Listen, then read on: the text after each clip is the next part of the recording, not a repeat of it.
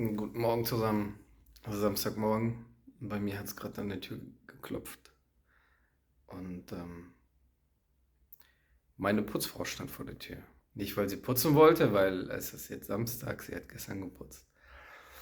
Aber wir haben uns gestern unterhalten, also sie hat hier gestern sauber gemacht und ich war zu Hause und dann haben wir uns natürlich unterhalten. Und dann haben wir uns über einheimisches Essen, Gewohnheiten und so weiter haben wir uns unterhalten. Und ich habe sie dann gefragt, ja, was sind denn so was ist so eure einheimische Küche, was esst ihr so oder was kocht ihr so? Jetzt hat sie mir was zum Frühstücken mitgebracht. Einfach so. Ich habe ihr dafür auch nichts bezahlt. Jetzt schauen wir mal rein, was da drin ist.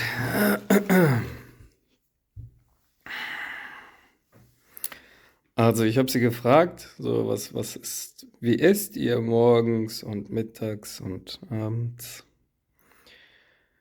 Das ist, ja, ich nehme an, sowas wie Streichkäse.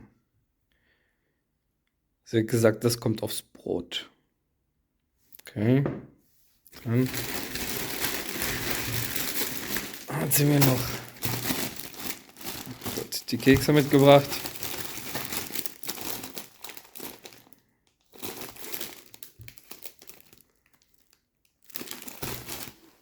Und jetzt haben wir hier noch Dulce de Leche. Natürlich, Dulce de Leche darf hier nirgendwo fehlen. Ja, wie heißt das auf Deutsch? Gesüßte Kondensmilch. Milchmädchen ist unter vielen Namen bekannt. Sgushonka vielleicht. Dieses Zeug ist überall. In allen Süßspeisen, die es hier gibt. Jeder Kuchen ist damit, jeder Keks ist damit. Und die sparen damit auch nicht. Ich habe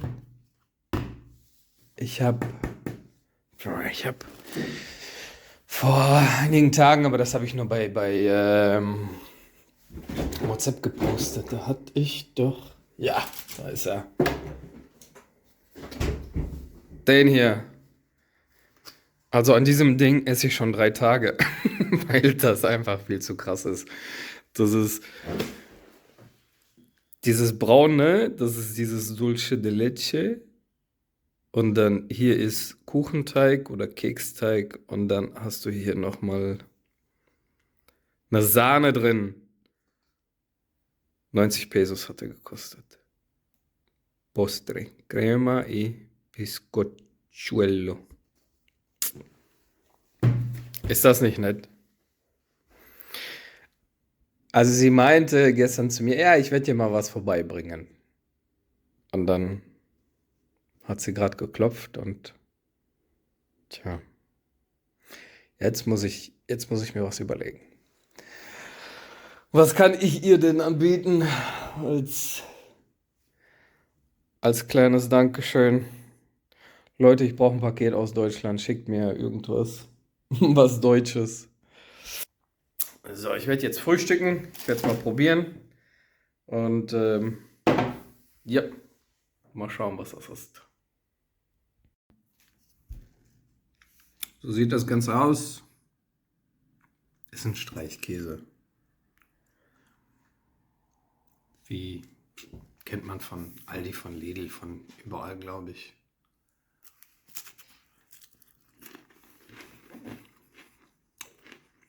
Schmeckt ähnlich. Ist ein bisschen flüssiger als das, was wir kennen, glaube ich.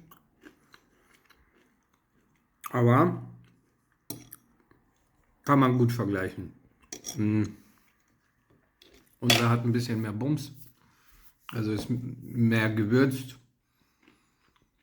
Grundsätzlich das Essen hier ist ein bisschen. Man muss meistens noch nachwürzen. Aber deftiges Frühstück, was die hier essen, wenn das deren Hauptfrühstück ist. So, ich esse jetzt weiter mein Käse und mein Ei und dann Starten wir in den Tag. Guten Morgen, es folgt Frühstücksvideo Nummer 2. Ich habe gestern im Laufe des Tages nochmal meine Reinigungskraft im Flur angetroffen. Und dann hat sie mich gefragt, ja, wie es geschmeckt hat, ob ich es gegessen habe. Und ja, in einem Gespräch haben wir dann rausgefunden, dass ich es falsch gegessen habe. Also, man schmiert alles zusammen. Das heißt, Frischkäse und diese gesüßte Kondensmilch, gezuckerte Kondensmilch. Und dann hat man ein, ja, süß-salziges Frühstück. Ich habe schon einen probiert. Ich werde jetzt nicht wieder in die Kamera schmatzen. Es schmeckt gut. Also Frischkäse mit was Süßem.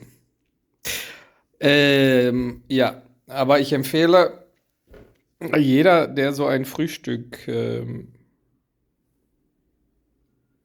wöchentlich, täglich konsumiert, der sollte doch bitte mit Sport anfangen. Weil das ist schon ziemlich bombig. Heute ist Sonntag, ich gehe heute nicht zum Sport. Und seht ihr das? Wie schön es ist. Ich werde gleich mal, denke ich, in die Innenstadt gehen. Oder eventuell zu einem Markt. Ich brauche noch ein bisschen Gemüse und Obst. Und ja, dann schaue ich mal, was der Tag noch so bringt. Auf jeden Fall raus und die Sonne genießen.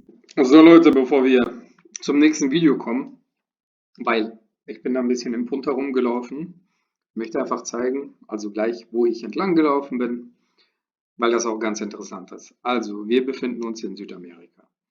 Wir haben hier die großen Nachbarn, Argentinien, Brasilien und hier ist das kleine Uruguay. Paraguay ist auch ein Nachbar, aber es gibt keine Grenze zu Paraguay. Also Uruguay und Paraguay haben keine Grenze. Dann zoomen wir ein bisschen näher heran. Hier gibt es schon ganz viele Herzchen. Das sind meine Lieblingsorte, meistens Restaurants. Also das ist unsere Küste, brasilianische Grenze, argentinische Grenze. Wir haben einmal hier den Rio de la Plata. Der kommt vom Landesinneren und mündet irgendwann in den Pazifik. Hauptstadt von Uruguay, Montevideo, Hauptstadt von Argentinien, Buenos Aires.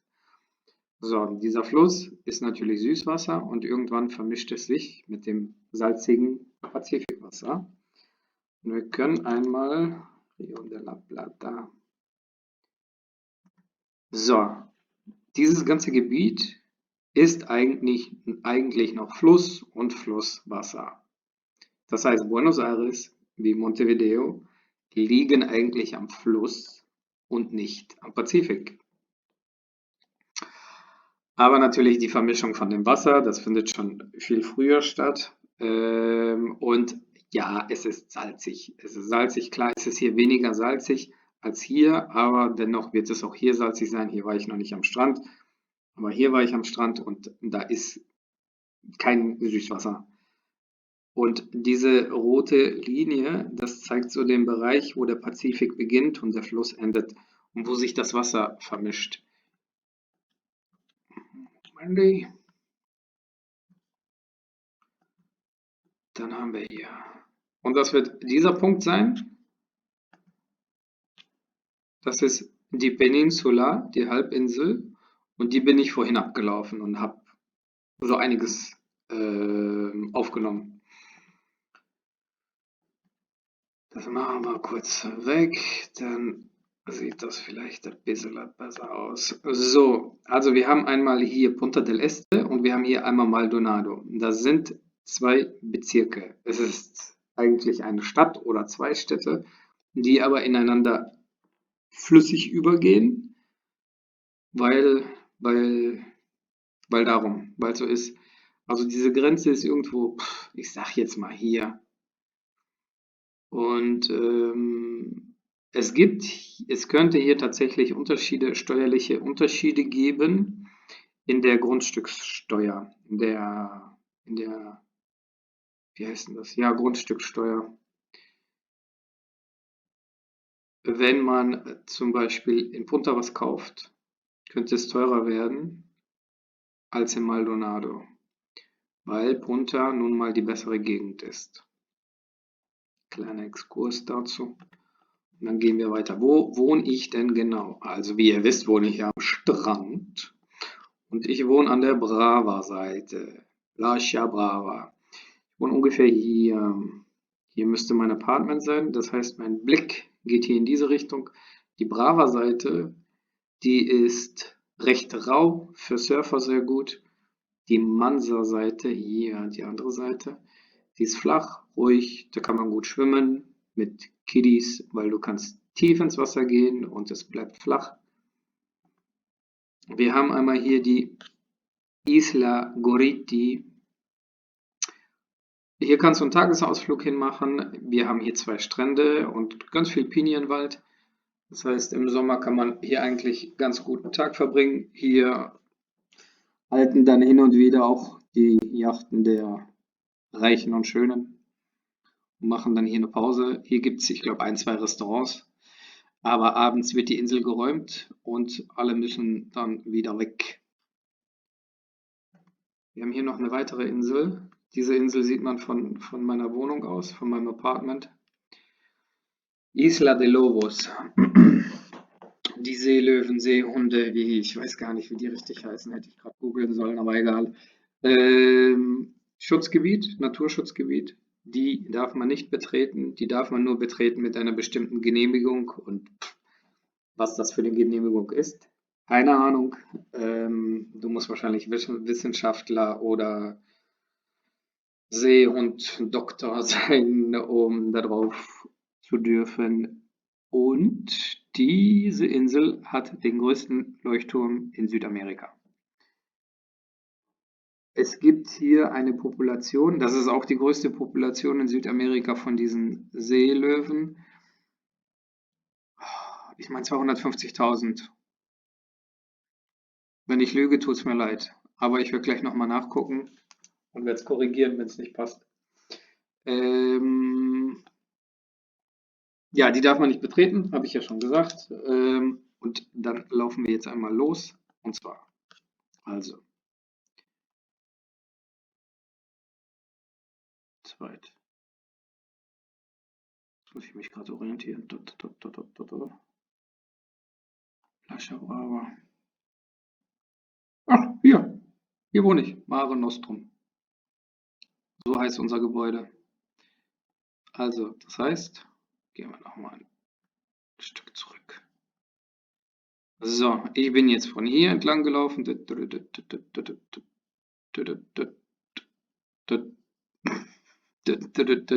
Hier nach unten zu diesem Punkt. Und dann bin ich hier ein bisschen rein. Dann hier zur Kirche. Nuestra Señora. Und dann hier noch einmal zurück und hier über den Hafen.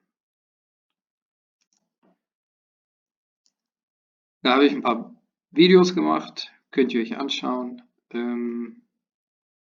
Das ist eigentlich, glaube ich, die belebteste Region von Punta, von Maldonado, von dem ganzen Gebiet. Hier haben wir auch eine schöne Einkaufsstraße, ganz viele Restaurants und ja, könnt ihr euch mal anschauen, wie das hier ein bisschen aussieht. Oder so wisst ihr dann wenigstens, wie ich entlang gelaufen bin. Also einmal diese Insel, diese Halbinsel entlang abgelaufen. Von hier bis hier. Also ich denke, wer also vernünftig gehen kann oder normal gehen kann, der wird hier ohne Pause ungefähr eine halbe Stunde brauchen. Was aber gar nicht so lange vorkommt, weil man eine schöne Aussicht hat. Und ja, ich habe ungefähr 2,5 Stunden für das alles gebraucht. Aber ich habe hier auch Stopps gemacht und hier und da und tralala. Das war's. Viel Spaß. Hallo zusammen. Jetzt gehe ich mal am Ende zum Ende der Halbinsel. Ich glaube, ich mache mal ein Video, wie das hier geografisch aussieht, damit man sich das vorstellen kann. Auf jeden Fall ist das jetzt hier der Teil Peninsula. Ich wohne in die andere Richtung. Ja, wenn man gut zu Fuß unterwegs ist, kann man das einmal gut ablaufen. Circa 40 Minuten. Aber das passt schon. Da hinten ist ein schöner Leuchtturm. Ich glaube, da ist eigentlich auch schon der Endpunkt der Peninsula. Peninsula bedeutet Halbinsel.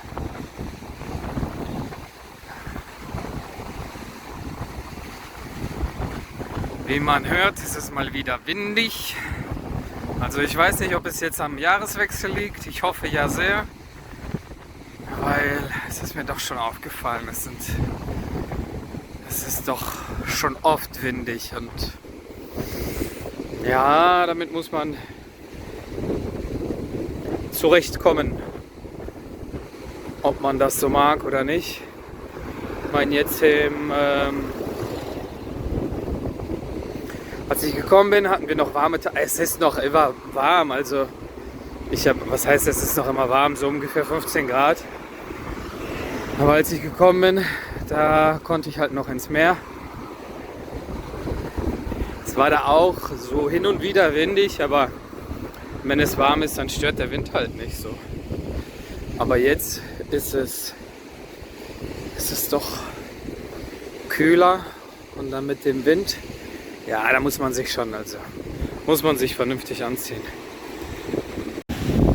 So Leute, wir nähern uns dem Endpunkt, da wo die Flagge weht. Ich weiß gar nicht, was man hört mit diesem Wind. Auf jeden Fall ist da Ende.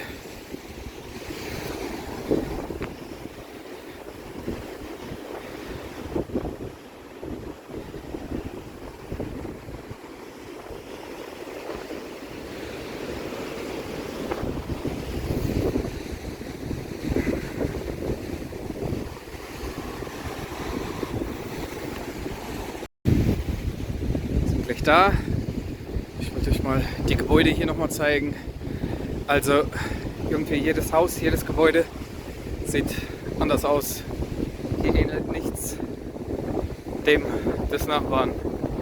Jeder baut wie er möchte. Ob ein Spitzdach, ob ein Flachdach, ob Santorini, ob eine Blechhütte, ob ein Altbau. Klar gibt es hier bestimmte Bedingungen, wie du bauen musst, aber meistens, ich kenne sie auch nicht. Ich erzähle hier auch nichts, was ich nicht wirklich weiß, aber ich habe halt mitgekriegt, also es kommt einmal auf die Nachbarschaft an, wo du lebst, und man muss so bauen, oder es gibt einige Vorschriften, dass du irgendwie den Blick des Nachbarn nicht zu sehr störst oder seine Aussicht. So, wir stehen jetzt hier am südlichsten Punkt von ganz Uruguay. Ich drehe mich einmal, aber der Wind ist so stark, dann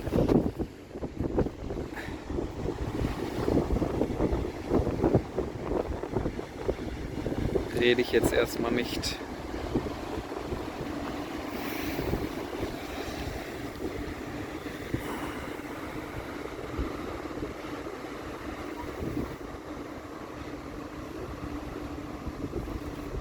Okay, also da steht, und wir stehen jetzt gerade, hier trifft der Atlantik, diese Seite, auf Rio de la Plata, diese Seite.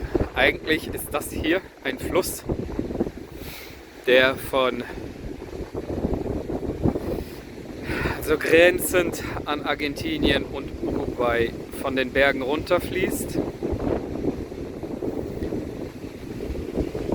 und sich jetzt hier mit dem Atlantik vermischt. Der Fluss ist süß, also Süßwasser. Atlantik ist natürlich Salzwasser. Und hier treffen sie aufeinander. Ich erzähle da ein bisschen später mehr zu, glaube ich, wenn es nicht so windig ist. So, hier sehen wir die Landesflagge. Ach, mit dem Wind. Ich weiß gar nicht, was man da jetzt hören wird.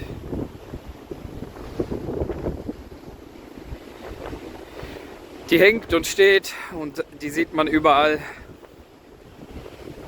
was nicht verkehrt ist.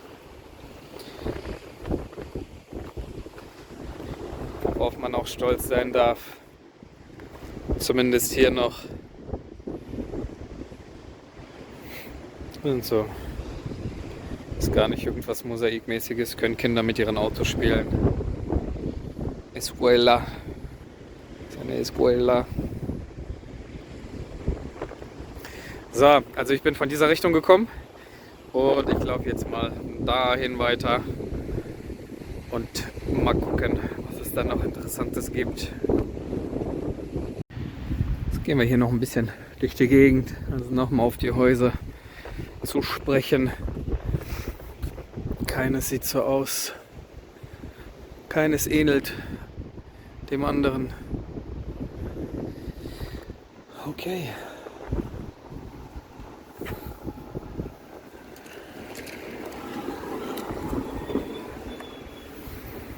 Da ist nochmal das Meer. Ganz viel Aloe Vera. Ich suche hier eigentlich einen bestimmten Punkt. Die 4 Meeresecke Straße. Ich weiß nicht genau, wie das heißt. Aber das werde ich gleich rausfinden. Wenn ich diesen Punkt dann finden werde.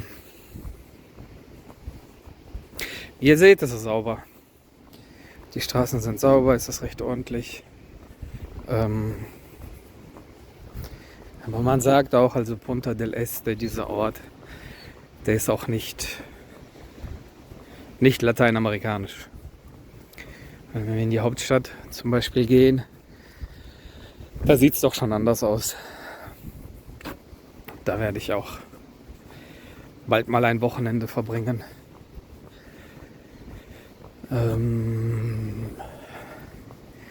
So.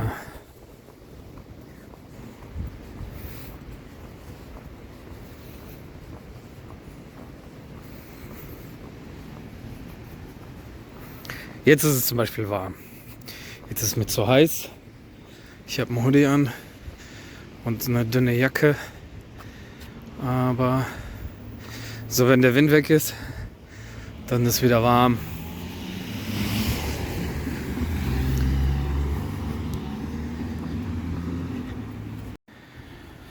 Und hier stehen wir am Leuchtturm. Bin noch immer auf dem Weg zu dem einen Punkt.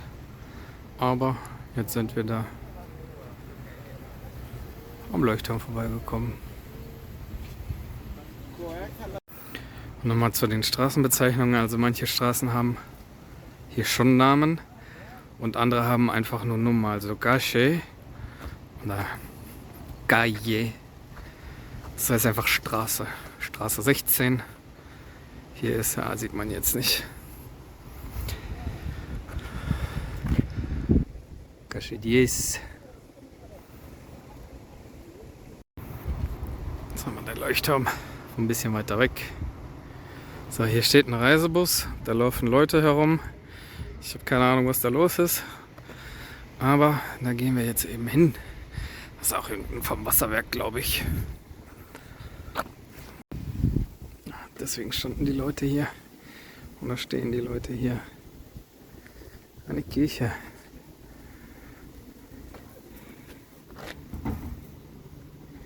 Parqueria nella. Da irgendwas mit einer Schutzpatronin.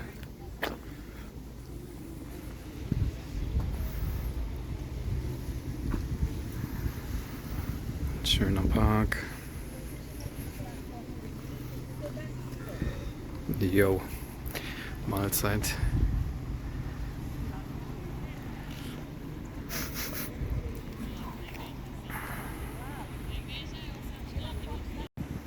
nochmal eine andere Ansicht. Jetzt stehen wir neben der Kirche.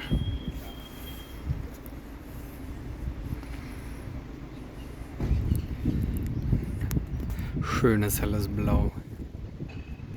War gerade drin, aber da darf man keine Handys benutzen. Deswegen gibt es nur die Außenansicht.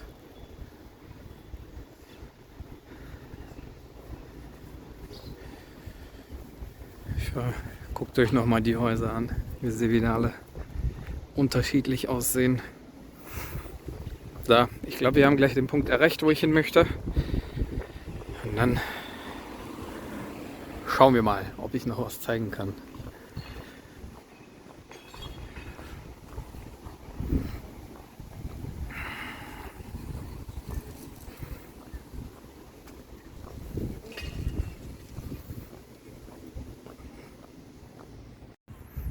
Nochmal zu den Häusernamen. Hier zum Beispiel Don Tito. Ich wurde gefragt, wie ist denn das? Also kannst du dir das aussuchen oder wird das Haus so getauft und dann bleibt es so? Also wenn du dir das Haus kaufst, kannst du natürlich immer entscheiden, ob du es jetzt umbenennst oder nicht. Da hast du halt die Möglichkeit dazu auf jeden Fall. Und ich laufe gerade nicht dahin, wo ich hin will. Auf jeden Fall hast du die Möglichkeit, das umzubenennen. Und hier mit Hausnummern ist noch immer schwierig. Hier zum Beispiel sehe ich gerade, gibt es Nummern an den Häusern, aber je nach Straße gibt es halt nur den Namen. Und dann kannst du zur Polizei gehen und also dein Haus umbenennen lassen. Ist kein großer Akt. Und bei der Polizei holst du dir auch so eine Art Anmeldewohnerschein. Wie heißt denn das, wenn du dich anmeldest beim Einwohnermeldeamt? Hier gibt es kein Einwohnermeldeamt. Das machst du alles über die Polizei. Das gibst du dort ein. Die stellen dir dann ein Schreibchen aus und dann bist du angemeldet.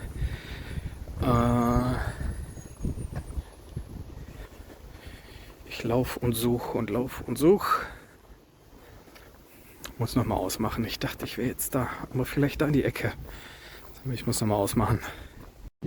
Und angekommen, Esquina de los Cuatro Mares. Wir stehen an der Ecke der 4 Meere. Jetzt muss ich mal schauen. So, Ecke Nummer 1. Da kommt natürlich ein Auto. Da hinten ist Ecke Nummer 2. Das sieht man jetzt nicht. Doch, da. Da ist Ecke Nummer 3. Ich muss jetzt von der Kreuzung runter. Und da ist Ecke Nummer 4. Also wenn du auf der Straßenkreuzung stehst, wo die Sonne ist, dann siehst du von jeder Ecke oder von jeder Richtung das Meer. Aber kaum stelle ich mich auf die Straße, kommt ein Auto. Also gibt es jetzt nur diese Ansicht. Hier muss man wahrscheinlich mit einer Drohne fliegen. Dann sieht man das viel besser. Okay, also Tagesziel für heute erreicht. Da 1. Und da kommt natürlich wieder der Bus und versperrt die Sicht. Okay, danke. 2, 3 und 4. Unsere Ameisen sind hier ein bisschen größer und die beißen.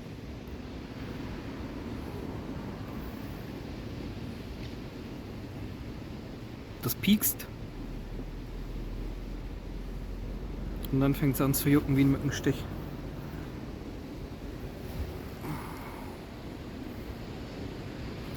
Jo, aber so ist das, wenn man in einem anderen Land ist.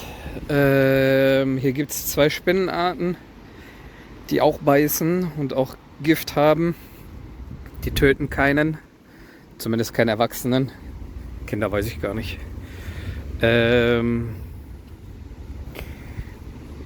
Aber ja, das ist nicht angenehm. Also es wird erzählt, das ist wie ein Wespenstich Und das Gift ist dann halt, ja, nicht lebensbedrohlich, aber es ist auch nicht schön. Schlangen gibt es grundsätzlich auch, aber hier in Punta jetzt weniger aufgrund der Stadt. Wenn man ein bisschen weiter rausgeht, dann trifft man auf jeden Fall auf Schlangen. Vor allem in der Stadt Piriápolis, da ist es da hügelig und bergig, da sind auch die Weinberge. Da ist die Möglichkeit da, auf eine Schlange zu treffen. Da gibt es wohl auch ein, zwei Arten, von denen man sich nicht unbedingt beißen lassen sollte.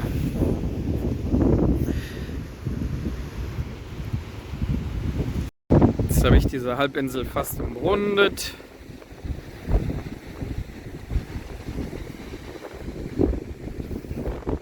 Und wir laufen jetzt eigentlich am Rio de la Plata entlang, also an dem Fluss eher. Der Atlantik ist jetzt auf der anderen Seite. Und hier kommen wir zur ruhigeren Seite.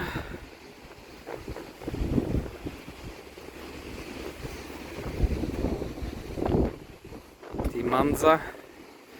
Aber heute ist es nirgendwo ruhig, wie man sieht.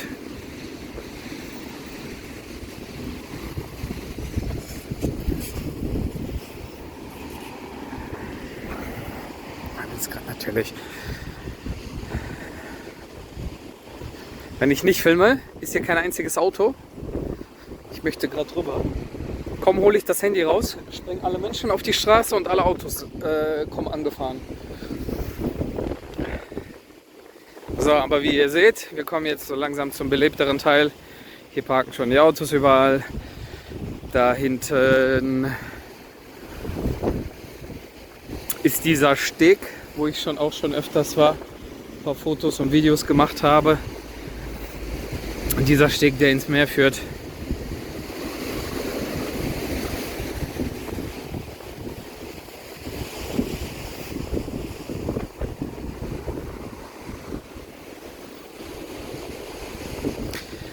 Wenn man, das ist also Grenzgebiet Brasilien, da gibt es auch die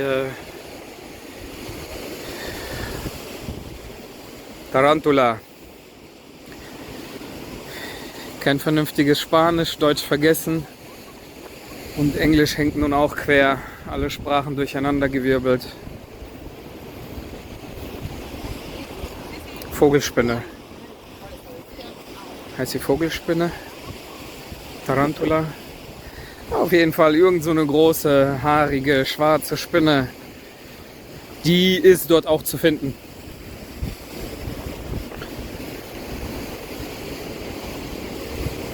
Das wären so, glaube ich, die gefährlichsten Tiere hier. Ja gut, vom Wasser wollen wir gar nicht sprechen. Ich will mir das auch gar nicht. Ich will mir da gar keine Gedanken drüber machen, weil ich zu gerne ins Wasser gehe. Also, aber jetzt kommen wir zum Hafen.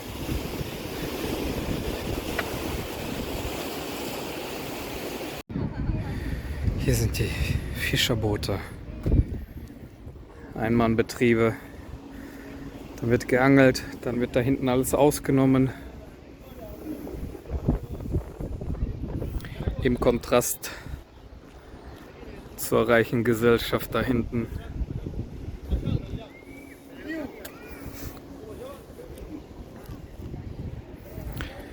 Ich weiß nicht, ob man den sieht, da ist eine Robbe im Wasser. Da, wo die Kinder runter gucken, bei den Möwen, da ist sie gerade aufgetaucht.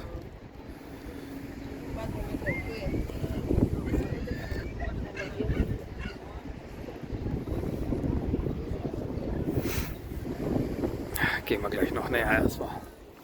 Dann laufen wir in diese Richtung.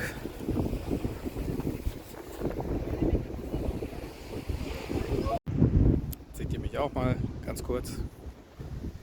Wir sind hier am Hafen, gerade durchgelaufen.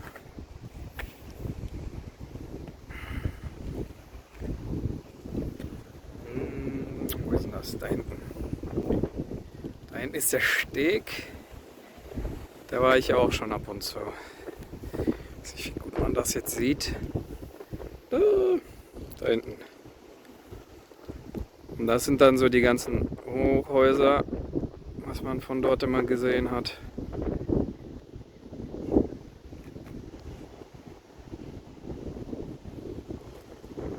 Und hier ist der Hafen. Und ich kam jetzt aus dieser Richtung da drumherum. Hier ist nochmal eine Insel. Bin jetzt aber gerade verwirrt, welche Insel das ist. Das kann aber nicht die Insel sein, die man von meiner Wohnung sieht, weil wir sind am anderen Ende gerade. Muss mal schauen.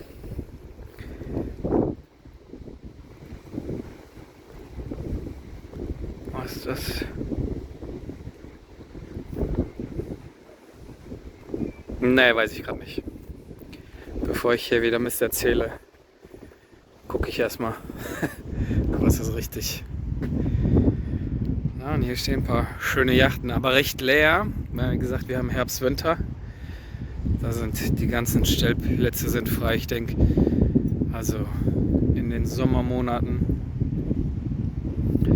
ist es hier alles voll.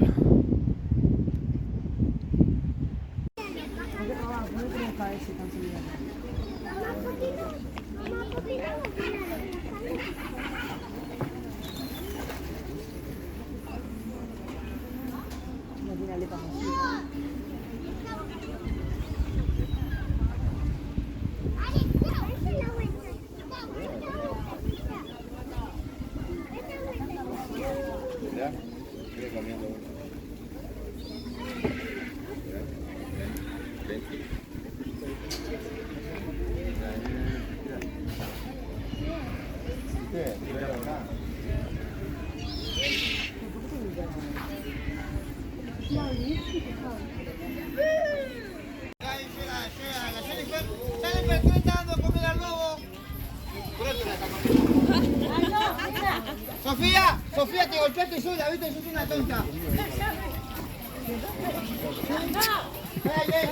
Hagan caso, pónganse bien, no le pegan a nadie. Vení, subite arriba de la mesita, vení. Subí arriba de la mesa. Aquí la subir ahí. Chefi, ayuda a la niña. No, no. Pero levantala. Sí, no, la mesa. Ah. Bueno, pero acá. Pará. Ah, porque le va a dar, para que te muestro. Mirá cómo le da la chica.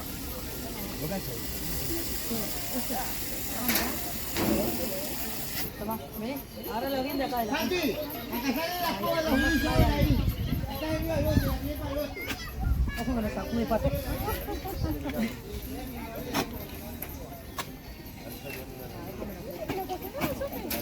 La voy a elegir. No te pones. El otro se come todo,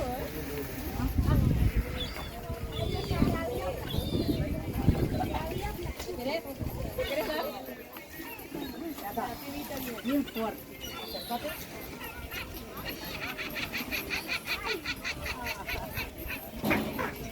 ¿Cómo estás? Muy bien. ¿Todo tranquilo? ¿Y vos? Bien, bien, bien. ¿De dónde sos? Alemania. ¿Alemán? Sí. Me gusta el Borussia Dortmund.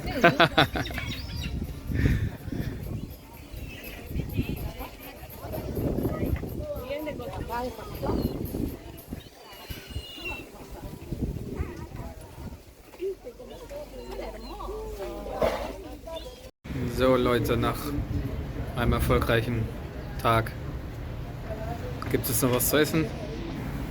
Ein Bierchen natürlich und eine Quesadilla.